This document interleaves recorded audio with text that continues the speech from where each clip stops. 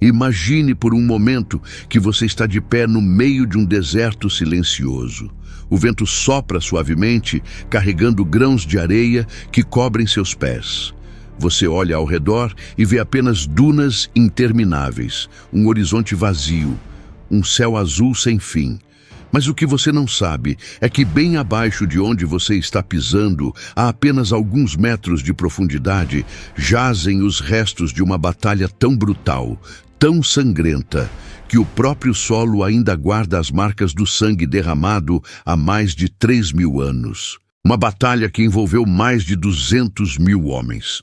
Uma batalha onde reis caíram, impérios tremeram e o destino de nações inteiras foi decidido em questão de horas. E o mais chocante? Você provavelmente nunca ouviu falar dela. Ninguém te contou sobre isso na escola. Nenhum filme de Hollywood foi feito sobre ela. Ela foi simplesmente apagada. Mas por quê? Por que algumas das batalhas mais épicas, mais sangrentas, mais decisivas da história humana foram enterradas no esquecimento? Por que os livros de história ignoram conflitos que literalmente mudaram o curso da civilização? E mais importante ainda, o que essas batalhas revelam sobre o verdadeiro poder que moldou o mundo antigo? Porque não estamos falando apenas de guerras comuns. Estamos falando de confrontos onde o sobrenatural se encontrou com o natural, onde exércitos marcharam sob ordens divinas, onde muralhas caíram sem que uma única pedra fosse tocada, onde o sol literalmente parou no céu para garantir a vitória. Nos próximos 30 minutos, você vai descobrir 6 batalhas bíblicas que foram deliberadamente esquecidas, mas que carregam segredos capazes de mudar completamente sua compreensão sobre guerra, poder e destino. Você vai ver evidências arqueológicas que confirmam o impossível. Vai entender por que impérios inteiros tentaram apagar esses registros. E vai descobrir como essas antigas guerras ainda influenciam conflitos modernos de maneiras que você nunca imaginou. Prepare-se porque o que você está prestes a ouvir vai desafiar tudo o que você pensava saber sobre história antiga. Vamos revelar nomes de lugares que ainda existem hoje, mas que escondem segredos mortais. Vamos mostrar táticas de guerra tão avançadas que generais modernos ainda as estudam em academias militares. E vamos expor a verdadeira razão pela qual essas histórias foram sistematicamente removidas dos registros oficiais. A primeira dessas batalhas aconteceu numa noite sem lua, quando um exército de apenas 300 homens enfrentou uma força invasora de mais de 130.000 soldados. O que aconteceu naquela noite desafia toda a lógica militar conhecida.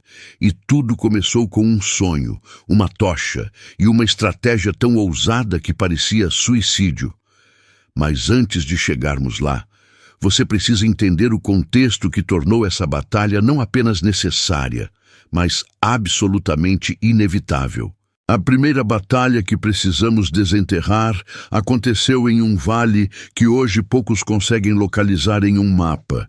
Estamos falando da guerra dos israelitas contra os amorreus, uma civilização poderosa que dominava as terras altas de Canaã com punhos de ferro. Mas aqui está o detalhe que muda tudo. Esta não foi uma batalha comum onde exércitos se enfrentaram e o mais forte venceu. Foi o dia em que o próprio tecido da realidade pareceu se rasgar, quando as leis da física foram suspensas diante de milhares de testemunhas. E o erro que a maioria dos estudiosos comete ao analisar este evento é tentar encaixá-lo em categorias que simplesmente não funcionam. Vamos ao contexto que você nunca ouviu nas aulas de história. Os amorreus não eram apenas outro povo antigo lutando por território. Eles controlavam uma rede complexa de cidades fortificadas, cada uma estrategicamente posicionada para dominar as rotas comerciais que conectavam o Egito à Mesopotâmia. Suas muralhas eram consideradas impenetráveis, suas táticas militares copiadas por nações vizinhas. Quando Josué e os israelitas marcharam contra eles, não estavam enfrentando apenas soldados, estavam desafiando um império que havia permanecido invicto por gerações. Mas havia algo mais profundo acontecendo naquelas montanhas, algo que transformaria aquele confronto em um divisor de águas cósmico. O primeiro erro crítico que historiadores modernos cometem é tentar separar o elemento espiritual do estratégico. Eles analisam formações militares, contam soldados, estudam armamentos, mas ignoram completamente o fato de que esta guerra foi declarada em dois planos simultaneamente. No plano físico, temos exércitos colidindo. No plano espiritual, temos uma batalha entre sistemas de crenças, entre deuses que exigiam sacrifícios humanos e um Deus que lutava ao lado de seu povo. Quando você remove essa dimensão da análise, você não está estudando a batalha real, está estudando apenas sua sombra. E então aconteceu o inexplicável. No meio do combate mais feroz, Josué fez algo que nenhum general na história havia tentado. Ele comandou o sol, não metaforicamente, não poeticamente. As escrituras registram com precisão cirúrgica que o sol parou no céu por aproximadamente um dia inteiro. Pedras de granizo do tamanho de punhos caíram especificamente sobre os inimigos enquanto poupavam os israelitas. Este não foi um fenômeno natural conveniente, foi uma intervenção tão óbvia que até os inimigos reconheceram estar lutando contra forças além da compreensão humana. Agora, aqui está onde as coisas ficam realmente perturbadoras. Evidências arqueológicas recentes, descobertas em escavações próximas a Gibeão, revelaram camadas de destruição, datadas precisamente daquele período, com padrões de queima e impacto que não correspondem a técnicas militares conhecidas da época. Algo aconteceu naquele vale que deixou marcas físicas impossíveis de explicar com guerra convencional. E isso nos leva à pergunta que ninguém quer fazer. E se os registros estiverem literalmente corretos? Agora, se você achou que o sol parando no céu foi impressionante, prepare-se. Porque a próxima batalha que vamos revelar desafia não apenas as leis da física, mas toda a lógica militar que conhecemos. Estamos falando de Gideão e seus 300 homens contra um exército de 135 mil soldados midianitas. 300 contra 135 mil. Deixe isso afundar por um momento. Essa não é apenas uma batalha desproporcional. É um suicídio militar. É o equivalente a 3 ônibus escolares enfrentando um estádio lotado do Maracanã, 3 vezes. E ainda assim, o que aconteceu naquela noite no Vale de Jezreel mudou para sempre a forma como entendemos guerra psicológica. Mas aqui está o detalhe que ninguém percebe e que responde àquele segundo loop que abrimos. Por que Deus reduziu o exército de Gideão? Porque originalmente Gideão tinha 32 mil homens. Não era uma força equilibrada, mas pelo menos era um exército de verdade. E então Deus faz algo que parece completamente insano. Ele manda Gideão dispensar 22 mil soldados. Depois reduz novamente para apenas 300. Por quê? A resposta que você ouviu na igreja é que Deus queria toda a glória. Mas há algo muito mais profundo acontecendo aqui. Algo que generais modernos só começaram a entender nos últimos 50 anos. Conversei com o coronel David Hackworth, um dos estrategistas militares mais condecorados da história americana, antes de sua morte.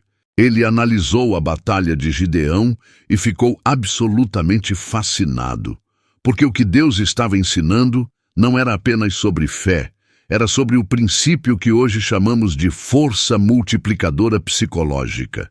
Veja bem, quando você tem um exército grande, você confia no exército. Sua estratégia é baseada em números, em força bruta, em superioridade convencional. Mas quando você tem apenas 300 homens, você é forçado a pensar diferente. Você não pode vencer pela força. Você precisa vencer pela mente do inimigo. E foi exatamente isso que aconteceu. Gideão dividiu seus 300 homens em 3 grupos. Cada soldado recebeu uma tocha escondida dentro de um jarro de barro e uma trombeta. No meio da noite, cercaram o acampamento midianita. E então, no sinal de Gideão, quebraram os jarros simultaneamente. Imagine, você é um soldado midianita, dormindo tranquilo, confiante nos seus 135 mil companheiros. De repente, você acorda com o som ensurdecedor de 300 trombetas, vê 300 tochas acesas em um círculo perfeito ao redor do acampamento e ouve 300 vozes gritando em uníssono. Seu cérebro, em pânico absoluto, não calcula 300. Ele vê as tochas espalhadas e pensa, estamos cercados por dezenas de milhares. O que aconteceu a seguir é registrado não apenas na Bíblia, mas em análises militares modernas, como um dos casos mais perfeitos de guerra psicológica da história antiga. Os midianitas entraram em pânico total.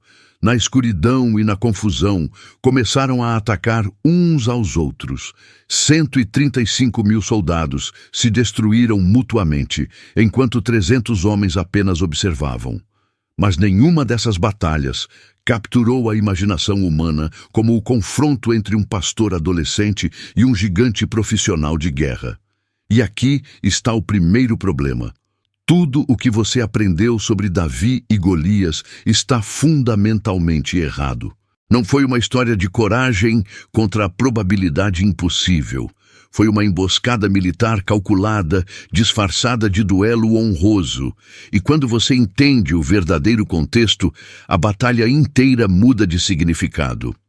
Vamos estabelecer o cenário real. Estamos em 1063 a.C., no Vale de Elá. 2 exércitos se encaram há 40 dias sem movimento.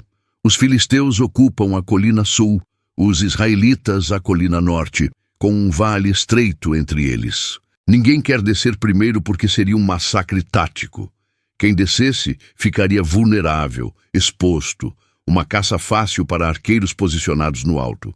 Então Golias propõe uma solução antiga, combate individual. O vencedor leva tudo. Seus exércitos vão para casa intactos. Parece justo, até você perceber que os filisteus tinham um monopólio tecnológico absoluto sobre o ferro. Eles controlavam todas as forjas, toda a metalurgia avançada da região. Golias não era apenas grande. Ele era uma máquina de guerra ambulante, coberto com 57 quilos de armadura de bronze, carregando uma lança com ponta de ferro de 7 quilos. Contra ele, nenhum soldado israelita com armas de bronze teria a menor chance. Então aparece Davi, 16 anos, pastor de ovelhas, sem treinamento militar formal.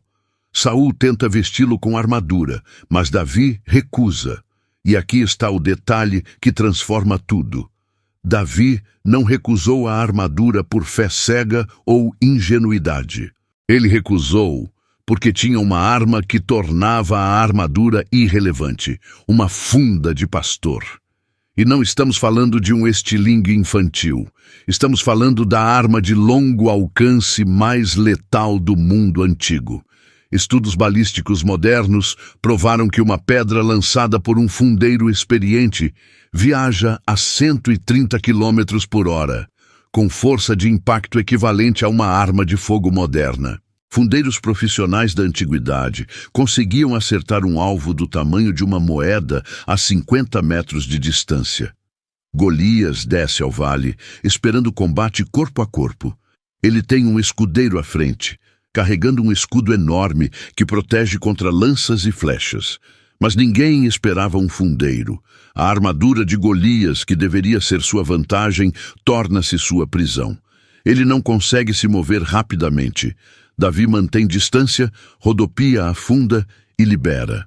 A pedra atinge Golias na única parte exposta, a testa logo acima dos olhos. O impacto é devastador. Golias cai, Davi corre, pega a própria espada do gigante e decapita-o diante de ambos os exércitos. Os filisteus entram em pânico total e fogem. Mas aqui está a pergunta que ninguém faz. Por que essa vitória específica teve consequências tão massivas para o futuro de Israel? Mas nenhuma batalha na história antiga teve consequências tão profundas para o mundo moderno quanto o cerco de Jerusalém em 701 a.C. Enquanto Gideão enfrentou midianitas e Davi derrotou um gigante filisteu, o rei Ezequias se viu diante do império mais brutal e tecnologicamente avançado da antiguidade, a Assíria. E o que aconteceu naquela noite específica não apenas salvou uma cidade, salvou a própria existência do monoteísmo e, consequentemente, moldou toda a civilização ocidental como conhecemos hoje. Deixe nos comentários se você já ouviu falar sobre esta batalha que literalmente mudou o curso da história humana. O cenário era absolutamente desesperador. Senaqueribe, imperador assírio, havia conquistado 46 cidades fortificadas de Judá em uma campanha militar devastadora. Seus registros preservados nos prismas de argila encontrados em Nínive descrevem com orgulho como ele aprisionou Ezequias como um pássaro em uma gaiola dentro de Jerusalém. O exército assírio, estimado em 185 mil soldados de elite, cercou completamente a cidade. Estes não eram guerreiros comuns.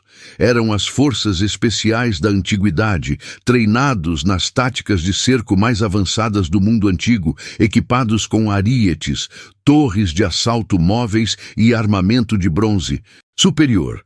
Ezequias havia se preparado para este momento.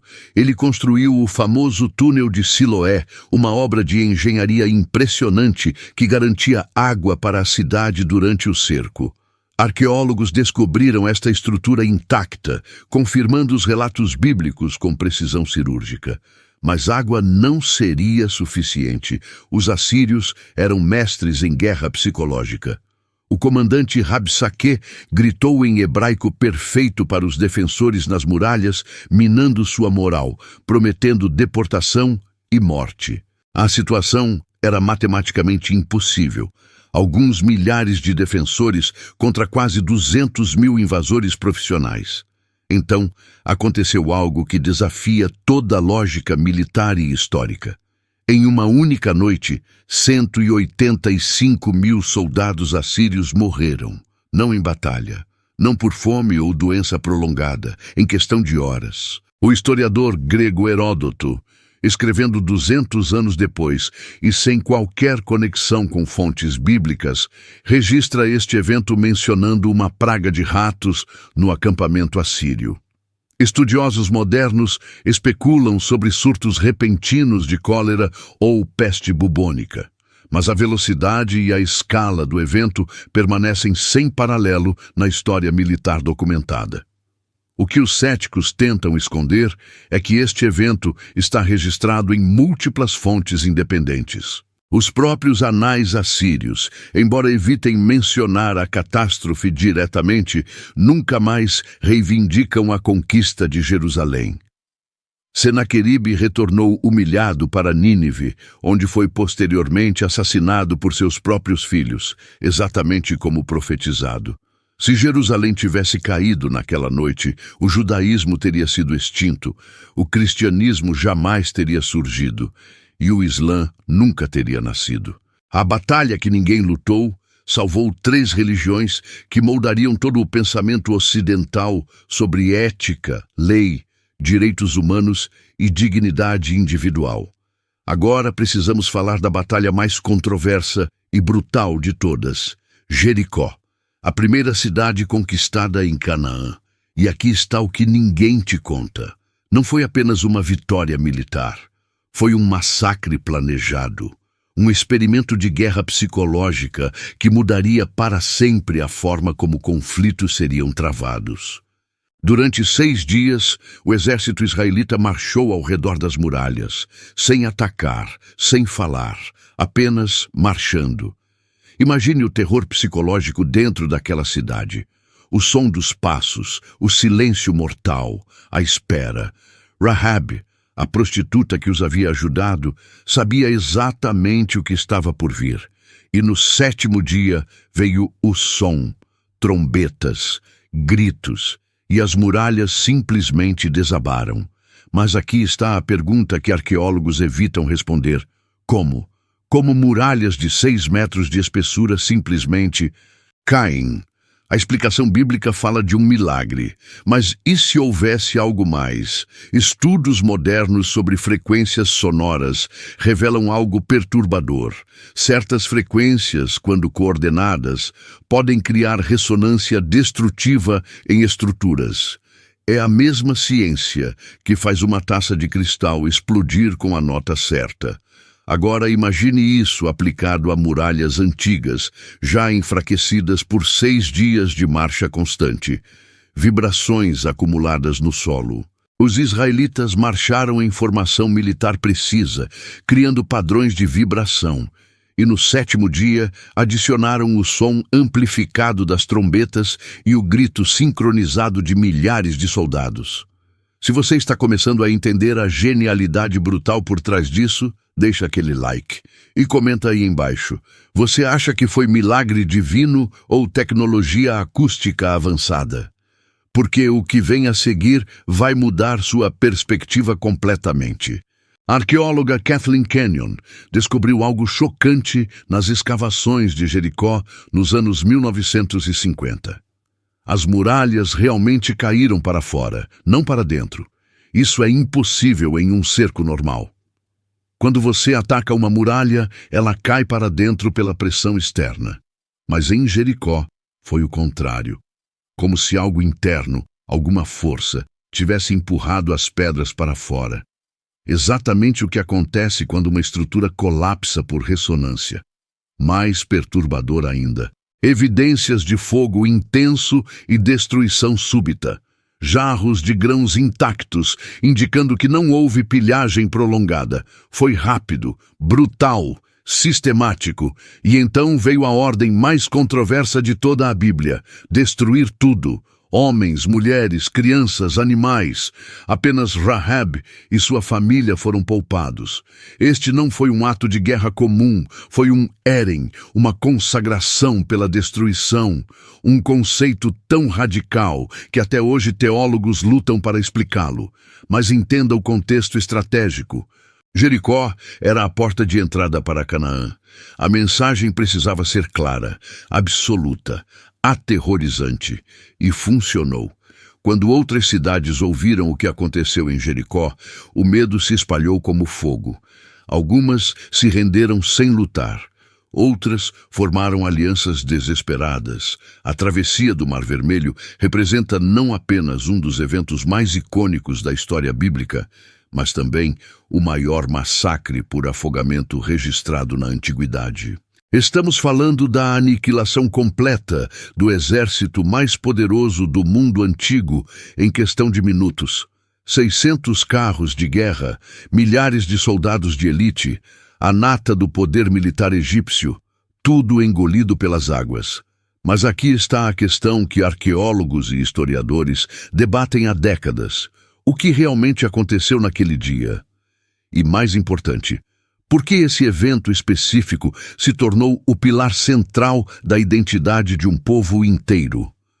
Vamos desconstruir os mitos primeiro. O termo Mar Vermelho é, na verdade, uma tradução problemática.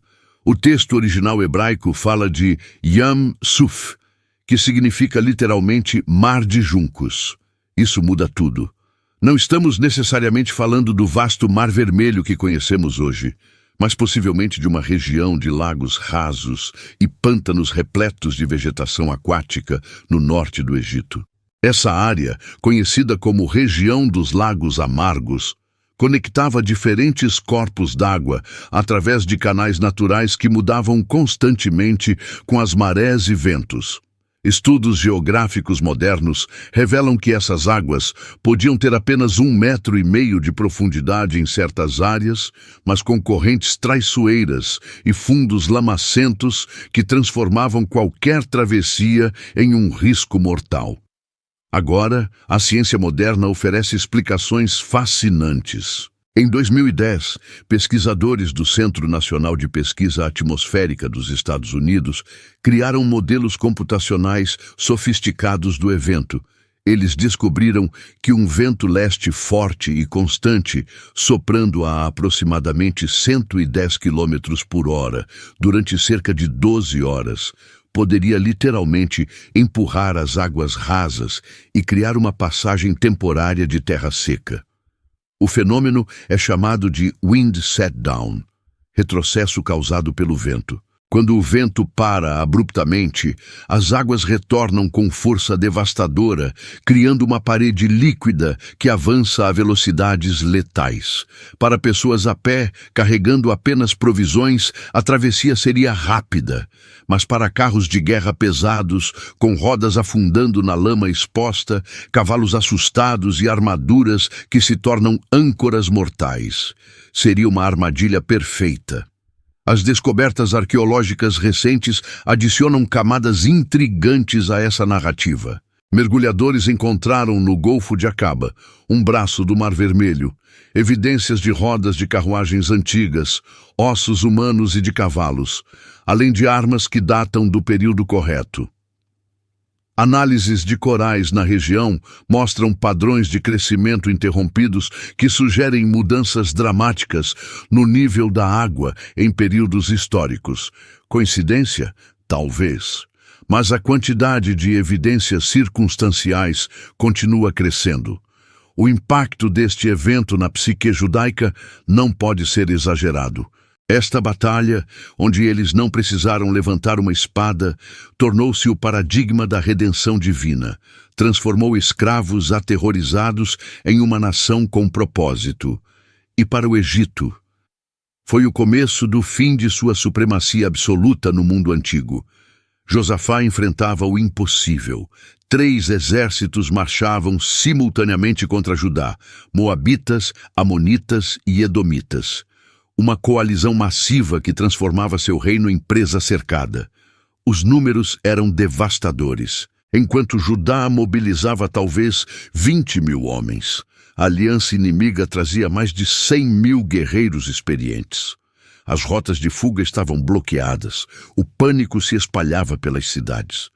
Mas a resposta de Josafá desafiaria toda a lógica militar conhecida na antiguidade. A estratégia que ele implementou parece insanidade pura para qualquer general. Josafá convocou os levitas, os cantores do templo, e os posicionou na vanguarda do exército. Não guerreiros de elite, não arqueiros ou lanceiros. Cantores, homens treinados em música e liturgia, marchando à frente das tropas armadas. Eles avançaram em direção ao Vale de Beraca, entoando salmos e cânticos de louvor. Imagine a cena.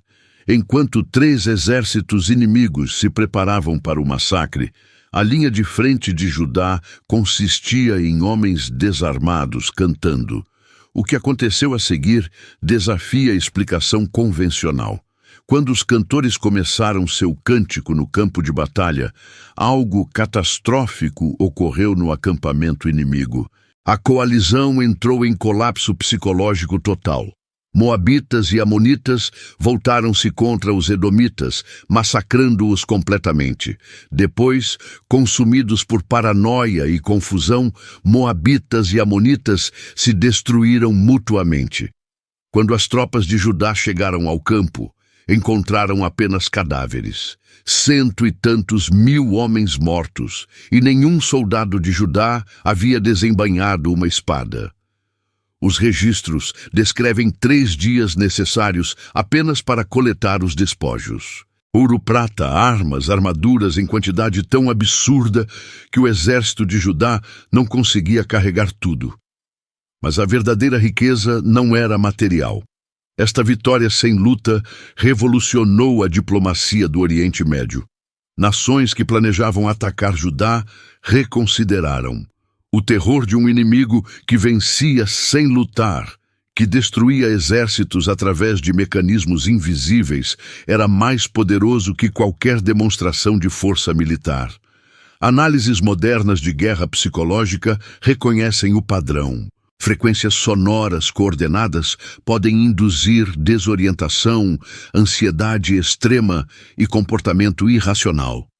Estudos militares contemporâneos sobre armas sônicas confirmam que determinadas frequências causam náusea, pânico e perda de coordenação. Mas há outro elemento: o efeito psicológico sobre tropas já supersticiosas. 3 exércitos de culturas diferentes, cada um com seus deuses e presságios, confrontados com um inimigo que avança cantando em vez de lutando. A quebra de expectativa, combinada com possíveis efeitos acústicos no vale, pode ter desencadeado paranoia coletiva. Soldados começam a ver traição onde não existe. Alianças frágeis se despedaçam. O caos se alimenta do caos. E um reino pequeno sobrevive ao impossível sem derramar sangue inimigo. Esta foi a guerra que ninguém lutou, mas que todos perderam. 12 homens entraram em território inimigo. Apenas 2 voltaram com a verdade. E por causa dessa missão de reconhecimento, uma geração inteira pagou o preço mais alto que se pode imaginar. 40 anos vagando no deserto, esperando a morte chegar.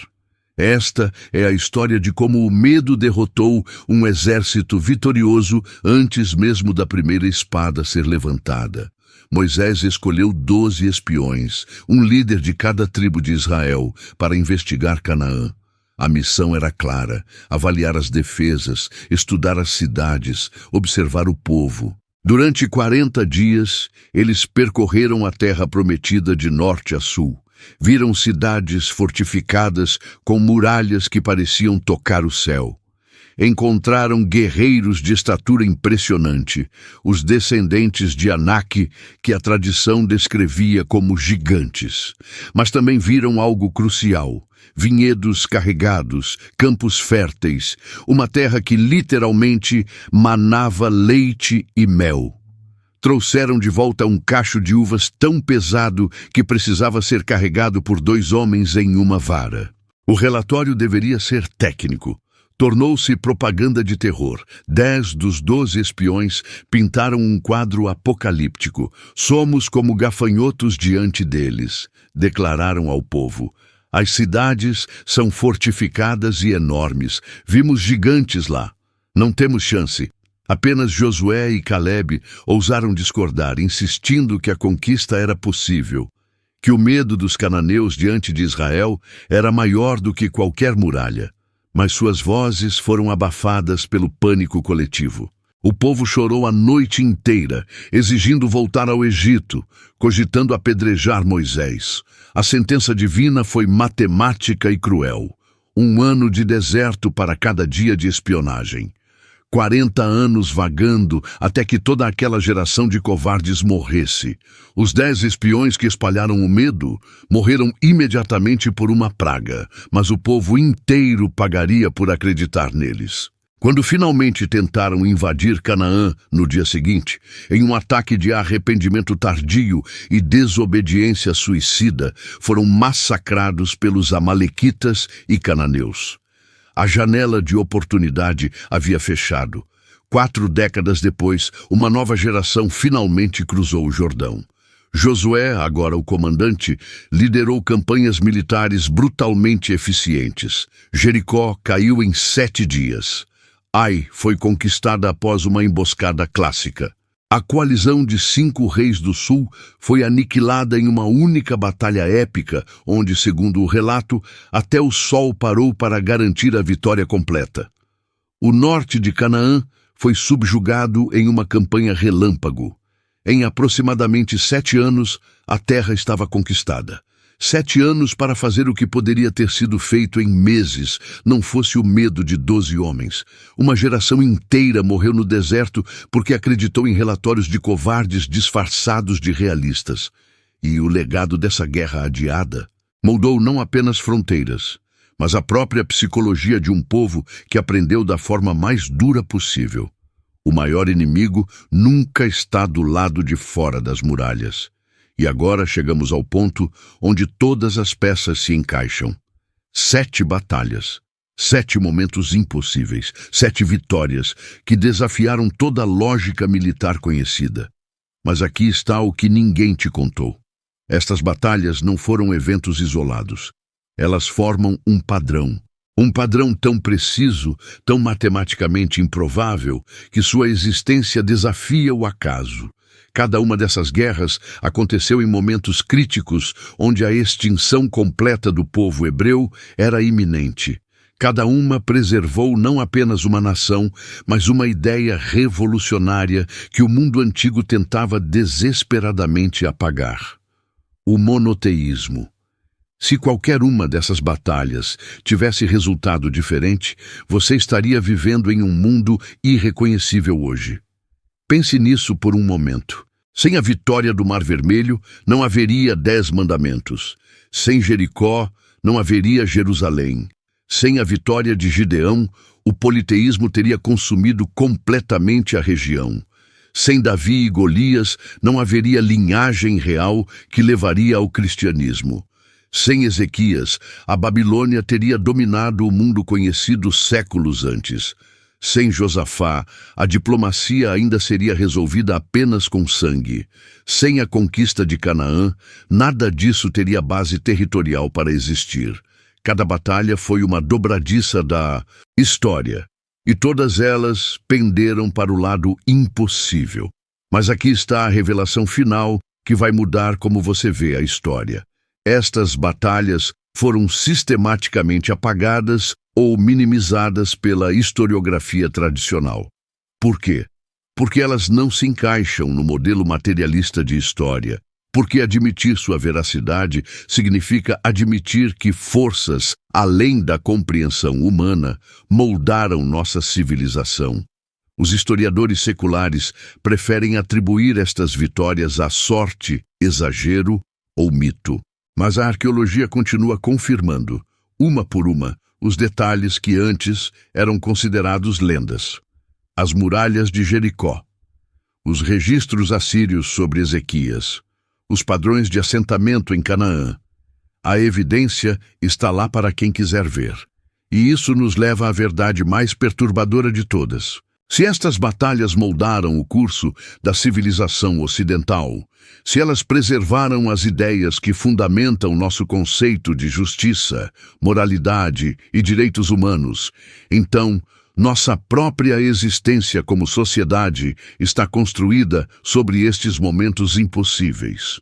Nós somos o legado vivo destas guerras esquecidas. Cada vez que você defende a dignidade humana, você ecoa o Êxodo. Cada vez que você luta contra gigantes impossíveis, você revive Davi. Cada vez que você enfrenta o medo com fé, você está em Jericó novamente. O sangue derramado nestes campos de batalha antigos irrigou a árvore da civilização que você habita hoje. E essa é uma verdade que ninguém quer que você descubra. Mas agora você sabe.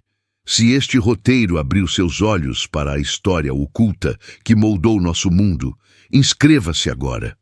Porque no próximo vídeo vamos revelar as profecias bíblicas que se cumpriram com precisão assustadora. E algumas que ainda estão se cumprindo diante dos seus olhos. Não perca!